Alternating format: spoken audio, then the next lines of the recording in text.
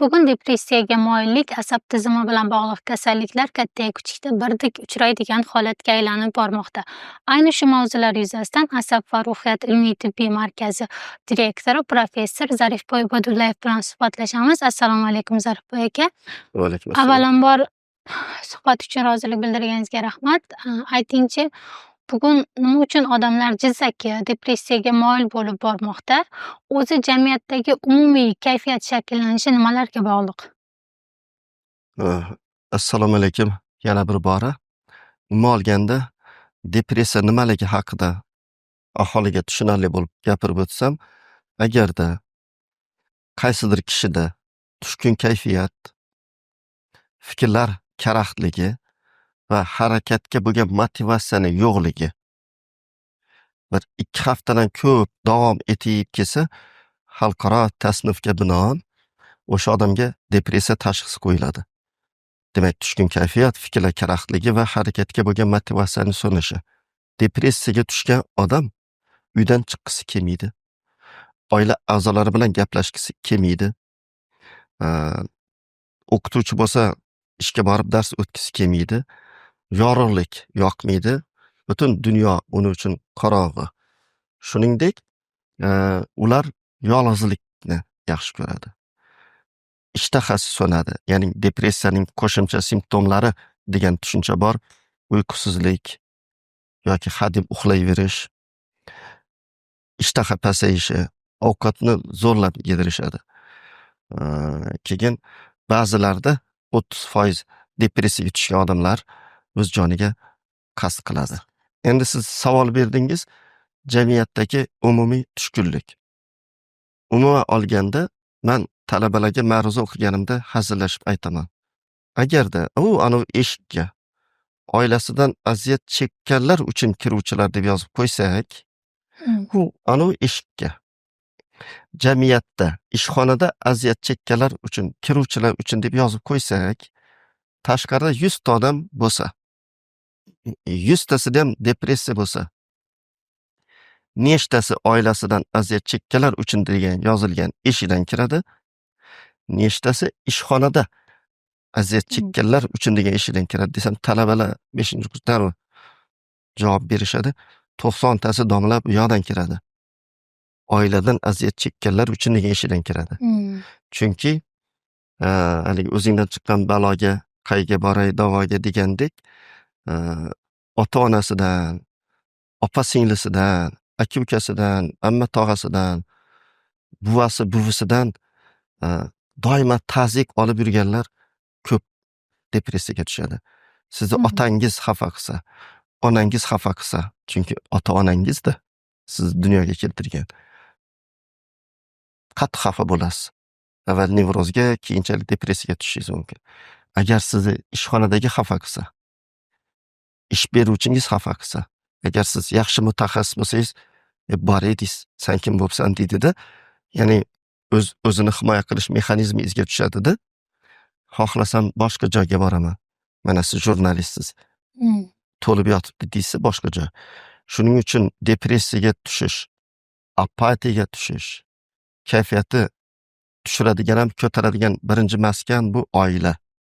Jamiyat ham roli katta. Mana oila va jamiyat degan institutlar bor, jamiyatlar bor, bilasizmi? Mana siz o'tirgan binoni biz jamiyat desangiz, mana yangi O'zbekiston quramiz deymiz, masalan, uni g'ishtlari, kirpichlari oila. Oila qancha sog'lom bo'lsa, jamiyat shuncha sog'lom bo'ladi. Jamiyat oila haqida o'ylashi kerak. Jamiyat boshqarayotganlar oila haqida o'ylashi kerak. Zarifboy aka, kuzatuvlaringizdan kelib chiqib aytingchi, bolalarni sog'lom tarbiya qilishda bugun biz ota-onalar qanday xatolarga yo'l qo'yyapmiz? Bolani xulq-atvori buzilmasin desangiz, uni 2 ta narsaga o'rgatish kerak. 2 ta narsaga. Qarangda, 10 ta narsaga emas. Biri kitobga, biri mehnatga. Shogirdlar savol bersa, mana 30 yildan men dars beraman. Domla kitob nima qiladi? Mehnat nima qilib beradi odamni deydi. Kitob sizni ilmli qilib beradi. Lekin mehnat aqlli qilib beradi. Nima deganingiz? Ko'p kitob o'qisa aqlli bo'lmaydimi? Eshiting. Mana professorlar, o'zim bilaman. Ba'zi kafedra mudirlarimiz bor. 4-5 sinfda o'qiydigan o'g'li, qizi bor. O'ziga bino qo'ygan.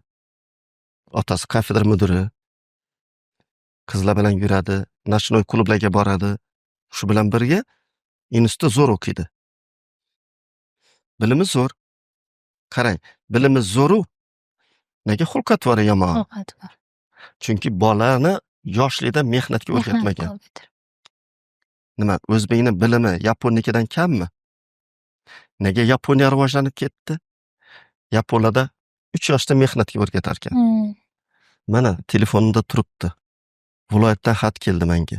Haqqim yo'q butun O'zbekistonga u odam sirini oshkor qilish. Lekin hozir aytaman nima deganini. Yozilgan. O'g'limni deb yugurdim, yeldim, uyli joyli qildim. Mashina olib berdim. Uyim o'shanga qoladi. Menga gap qaytaradi. Yuzimda tik qarab urishadi. Onasiga gap qaytaradi. Men nima xato qildim? Nega bunaqa? Iltimos mullaga yubordim. Mahalla komitetiga yubordim. Yordam bermayapti. Hech kimga quloq solmayapti. Endi nima qilaman? Hozir men bu xatni yozayotganda yig'layapman, ko'zimdan yoshlar oqayapti deb yozib yubordi Telegramdan. Keyin men endi javob bera olmadim. Birozdan keyin sizga borsin, iltimos balkim dorisi bordir. Xarakterni o'zgartirib bering deyapti. Hurmatli aholi, agar bu dunyoda olimlar xarakterni o'zgartiradigan dori yaratganida edi, hamma yomon odamlarga o'sha dorini berib xarakterni yaxshi qilgan bo'lishar edi. Demak, men uyimni kitobga to'ldirib tashadim. Men o'g'limga hamma sharoit yaratdim. Kerak bo'lsa Turkiyada o'qitmaysizmi? Kerak bo'lsa Germaniyada o'qitmaysizmi? Agar unga chiroyli tarbiya berib bormayotgan bo'lsangiz, bola baribir bemehr bo'ladi. 12 yosh psixologiyasi deb yozibsiz. Nima u dedi? Turkiyalik talaba. Eshitinglar dedim. Mana sizlar ham eslab qolinglar. Bola 12 yoshgacha ota-onasi aytganini qiladi. Ustozi aytganini qiladi. 12 yoshdan keyin o'z bilganidan qolmaydi. Tarbiyani 12 yoshgacha berish kerak. 12 yoshda prefrontal soha bor. Mana Qur'onda yozilgan ko'p sirlarni olimlar ochib hayratdan yoqib ishlayapti. 12 yoshda insonning xulq-atvoriga, barcha ruhiy faoliyatiga javob beruvchi markaz tugiladi. Morfologik anatomik nuqtai nazardan shakllanib bo'ladi. Domla shuni oddiyroq tushuntiring. Xo'p, oddiyroq tushuntiraman. Siz 5-qavatda yashayapsiz. 10 yashar bolangiz o'ynagan chiqib ketdi qizingiz. Balkondan qarayverasiz. Gazni ham balkonga ko'chirgansiz. Voy qizim uzoqqa ketma. Voy Shahlo uzoqqa ketma deylik, oti Shahlo deylik. 10 yashar bolaga seni kesib berib, yur qizaloq seni aylantirib kelaman desa, darib o'tirishi mumkin. 12 yashar bolaga, voy bolaka ke, senga kichkina telefon beraman yoki seni kesib beraman, o'tir mashinaga desa, ada meni o'g'irlashmoqchi, ada yo'qol deb qochadi, qaytadi. Ya'ni 12 yashar bola o'zini himoya qila oladi. 12 yoshda men ongi rivojlanadi. O'z joniga qasd qilish ham 12 yoshdan keyin boshlanadi. Nega? Chunki 12 yoshgacha men shakllanib boradi. Xo'p bo'ladi oyijon, xo'p bo'ladi dadajon, hozir deb ishlaringizni qilaveradi 12 yoshgacha. Demak, bolani tili chiqqandan tarbiya qilib boshladingiz, 3 yoshida qo'liga nima berdingiz? Kichkina lattacha berdingiz. Chiroyli, gulli. Menga bitta talaba savol berdi. Nima, domla 3 yoshar bola nima qila oladi dedi. Hozir o'rgataman nima qila olishini. Bolam, men senga o'yinchoq olib kelamiz, changini artib qo'y. Changi yo'q baribir. Yo'q desachi. Mana bu shokolad beraman, chiroyli shokolad kissangizda. Nima qilishim kerak? Kuni bilan yonimda yurasan. Miyaga mehnat o'tib boraveradi. Bolani qalbi, bolani ruhiyati oppoq daftarga o'xshaydi. Nimaiki yozsang, shuni o'qiysan. Temirchi, kosib, duradgor, ustalani bolalari, qizlari takasaltang bo'lmaydi, oilaga mehr oqibatli bo'ladi. Nega? Chunki qo'l mehnati ustalari temirchi, kulolchi, naqqosh, haykaltarash deyilgan emas. Bular otay bobomdan qolgan mana bunaqa chiroyli kasbim begonaga o'tib ketmasin deydida, o'zlarini bolalariga o'rgatadi. Yana men yozganman, uydan bezish sindromi deb. Toshmida leksiya o'qidim, shundoq piyoda teri tanasir kasalligi tomon yurib kelyapman. 14 yoshar bola papkada endi bu 7-8 sinflar bo'lamiz. Bu yoqqa yurdi, bu yoqqa yurdi. Ha, bolakay dedim, yaxshimisan? Tinchlikmi dedim-da. Endi meni mashinam bu yoqda stankada turibdi, olib borib qo'yaymi? Yo'q, shu yerda yashayman dedi. Bolam uyingga bor dedim. Men qarab turdi-da, ko'ziga yosh aylandi. Tinchlikmi desam, borgim yo'q dedi. Nega desam, to'qiyotganim yo'q, bo'lgan voqea. Otaning bormi? Bor. Buving bormi? Bor. Nima qilishadi desam, kulishing ham bilmaysan, yig'lashing ham. Kechasi kunduz keladi-da, pul sanashadi. Uncha topdim, nimaga qo'yishadi-da, kitob olib bering, nima qiling desam, xo'p, maktabdan bersang kitob deb aytishadi. Next'ni sotib Cobalt, keyin aytishyapti, Captiva olamiz. Bo'lgan voqeani aytyapman. Xo'p, nima qilibdi? Nega unda uyga borging kelmaydi? Urushgan, tortishgan hammasi. Buving seni himoya qilmaydimi desam, yo'q dedi, yig'ladi, o'tirdi, nima qilib. Men endi ko'nglini ko'tardim. Hurmatli ota-onalar, 5 yoshar, 6 yoshar bolani shunaqa koyishadi. Men detskiy nevropatolog emasman, kattalarnikiman. Hayratdan yoqib ushlaysiz. Bolani ruhiy nogiron qilib qo'ygan.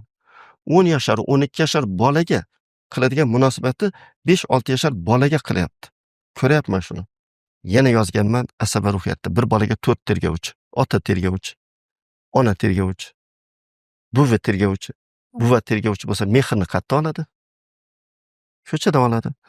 Ko'chada begona yurt, begona joy. Keyin sekin sigaret chekadi. 9-10 sinfda o'qib yursa narkotiklar tarqatgan bolalar qo'liga tushib qoladi. Quloq solmaydigan bo'ladi. Ijtimoiy tarmoqlarda ko'p kuzatamiz. Onalar haftasida bolalarga kuch ishlatish, kaltaklash, og'ir ahvolga qo'yish holatlari kuzatiladi. Nima uchun bugun onalarda shunaqa tajovuzkorlik holatlari, mana shunaqa Shu kayfiyat yerda bir kuchayib hammani yuragini larzaga keladigan bu voqeani eshitsa hammani yuragi larzaga keladigan voqeani aytib beraman. Bundan 20 yillarcha oldin bo'lgan voqea. Men Toshmida navbatchilik qilardim. Nevropatologman, navbatchi. Odatda travma bilan kelsa, travmatolog ham chaqirishingiz kerak. Chunki nima? 12 yoshar bolani onasi shunaqa kaltaklagan. Hamma yog'i yuzlari mamatola bo'lib ketgan. Rahmingiz kelib ketadi. Mana biza avvalambor inson, keyin doktormiz. Onasi yerda ajralgan xotin shunaqa vajohat bilan turibdi. Ona ham bolani shunaqa kaltaklaydimi? Siz ham ona tuqqandir. Shunaqa tarbiyalaydimi? Men og'zimdan chiqib ketdi. Indamadida ranglari xo'mrab nariroqqa ketdi. Travmatolog chaqiringlar. Dedimda, bolani nima qilib, travmatolog ko'rdi, qizlar yetirgan joylarini bog'ladi, nima qildi. Chiqdimda bolani nimaga kirgizib, ozgina dam olsin, choynon beringlar dedim. Xotin yonimda turibdi. 8 yildan keyin kuting dedim. Bilasizmi? Podsoznательно ong shundoq chiqib ketdi og'zimdan. Ong ostida chiqib ketsa, esida qolmaydi-da. Tavba qildim deyman. Oradan 8 yil o'tib navbatchilikda turibman. Hamma yog'i mamatola bo'lib ketgan. Bo'lgan voqea, to'qiyotganim yo'q. O'zim guvoh bo'lganman. Bitta xotin mana yirtilgan, ustiga shart nima olib kirishdi. Ko'rib, rahmingiz kelib ketadi endi. Rahim u yoqda tursin, mana bu bir shundoq bola bir psixopat tezirini bola turibdi. Mana bu yeyman hozir degandek. Nima tinchlikmi desam, o'g'li uribdi. Qo'shnisimikan deb o'yladim. Shundoq ketasam, qo'limni ushladi o'sha xotin. Yig'lavordi. Yig'lasa ham qon oqayapti ko'zidan. Yosh emas.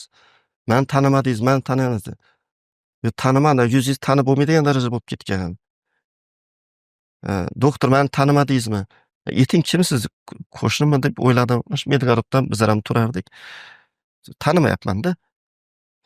Esingizda bo'lsa 8 yil oldin xuddi shunaqa o'g'limni urib men olib kelgandim. 8 yil kuting degdingiz. 12 ga 8 ni qo'shsa 20 bo'ladimi? 20 yashar bola onani ura oladimi? Buni onalar keldiki mana bolasi do'ppasi degan doktor guvoh bo'lgan voqeani ko'ringlar. Men bolamni yo'qotdim dedi. Xudo ursin meni dedi. Endi psixologiyada dissolyatsiya nazariyasi degani bor. Nomutanosibni ko'radida jizaki bo'ladi. Demak, jamiyatni sog'lomlashtirishga qo'yiladigan birinchi qadam bu adolat. Birinchi masala. Ikkinchi masala. Xo'p, topib olganlaringiz kambag'alchilik, kam ta'minlanganlik, hukumatni ayblash deyishadi. Boylarchi? Mana Qozog'istonda o'zini xotinini urib o'ldirdi-yu, ministr. Hozir o'zi aytdingiz-ku, katta lavozimda ishlaydiganlari, ba'zilarini qizlari tungi klubda yuradi, bolalari nasha chekib yuradi deb. Ularchi? Kitob olib berishga puli yo'qmi? Garvard, Oksfordda o'qitsa ham yetadigan puli bor-u, nega ular qo'sha-qo'sha mashina olib tashiydi? Nega nabiralarigacha o'rikzoda uy qurib tashiydi? Juda to'g'ri savol beryapsiz. Nega shunaqa qilasizlar, hurmatli boylar? Nega dang'ilama to'y berasizlar? Nega iftorliklarni Osiyoda berasizlar? Nega qimmat-qimmat artistlarni olib kelib nima qilasizlar? Men 60 ga kirdim, ochdim. Juda ko'p taniyman, juda ko'pchiligingizni. Juda ko'p boylar, juda ko'p emas endi. Aksariyat boylar keladi. Bu kissasida $5,000, bu kissasida $3,000. Albatta so'rayman, shu menga tekkan kasal. Bolangiz qayerda o'qiydi? Nima farqi bor, domla? Axir uni o'qitsangiz, boring o'sha Germaniyada, Amerikada qayerdadir katta lavozimda ishlaydi, qaytib kelib davlatni boshqaradi. O'shuncha aytayapman-da. Men qariganimda menga xato diagnoz qo'yib o'ldirib qo'ymaydi. Meni nima zo'r o'qitgan ustozim davolaydimi? Bular o'tib ketdi-ku. Men o'qitgan nimalar davolaydi? Mana shuning uchun hurmatli boylar, sizlarga iltimos. Puli yig'averib, Dubayda nimada, Turkiyada joy olib tashlayvermasdan, nechta bolangiz bo'lsa shunchasini, bittasi Germaniyada o'qisin, bittasi Amerikada o'qisin, bittasi Yaponiyada o'qisin. To'g'ri, 100 ta bola o'qishga ketsa, 30 tasi o'ynab yuradi. 30 tasi qolib ketadi Yevropada. 30% barib qaytib keladi-yu. Juda ko'p nimalar bo'ladi. Mana yaqinda xudo xolasa, menimcha ungacha intervyu chiqsa kerak. Ro'za Ramazon oylari tugaydi, ehson berishlar nimalar boshlanadi. Men iltimos qilib qolardim. Bir dona bo'lsa ham konditsioner olib beringlar maktabga. Remont qilib beringlar, ayniqsa sport nimalarni, zallarini. Ikkita basketbol o'ynadimada juda ham ko'payib ketgan sportviy apparaturalar Turkiyadan, Xitoydan kelib yotibdi. Ular bilan ta'minlab beringlar. O'sha maktabdan chiqadi imom, o'sha maktabdan chiqadi sheyx, o'sha maktabdan chiqadi bizga o'xshagan professorlar, o'sha maktabdan chiqadi prezidentlar. Men ochiq aytaman. Abdulaziz Mansur shayx hazratlariga savol berdim. Agar meni $1 million bo'lsa, siz yoningizga kelsam, o'sha $1 million maktabga beraymi? Masjid quraymi, masjid qurishga beraymi desam, nima derdingiz desam, savolim tugamasdan turib maktabga derdim dedi. Butun xalq eshitsin. Bu gapni hali ham hayot Abdulaziz Mansur shayx hazratlari aytdi. Hamma imomlar, hozir mana juma namozlarida ham ko'ryapman. Maktabni ko'p gapirishyapti. Hayron qolyapsiz. O'qiting deyapti. Mazmunli suhbatingiz, o'sha kuzatayotgan obunachilarimizga, bizga bergan tavsiyalaringiz uchun katta rahmat. Suhbat haqidagi fikr-mulohazalaringizni izohlarda yozib qoldiring. Salomat bo'ling. Rahmat, sog' bo'ling.